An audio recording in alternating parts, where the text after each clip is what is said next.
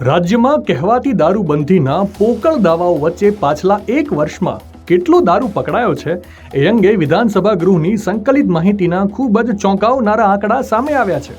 જે મુજબ ગુજરાતમાં પાછલા એક વર્ષમાં 231 કરોડનો વિદેશી દારૂ પકડવામાં આવ્યો છે, 14 કરોડ 90 લાખનો દેશી દારૂ પકડવામાં આવ્યો છે, 22 કરોડ 64 લાખનો બિયરનો જથ્થો પકડવામાં આવ્યો છે, 337 કરોડના ડ્રગ્સ અને નશાકારક પદાર્થો પકડવામાં આવ્યા છે અને દારૂ અને ડ્રગ્સના કેસોમાં 137 કરોડના વાહનો જપ્ત કરવામાં આવ્યા છે.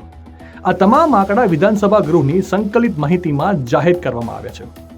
આ બધા જ આંકડા જોઈને એક જ સવાલ થાય છે કે જો ગુજરાતમાં દારૂબંધી છે તો આટલો મોટો દારૂનો જથ્થો ગુજરાતમાં કોની રહેમ નજર હેઠળ પ્રવેશ કરી રહ્યો છે?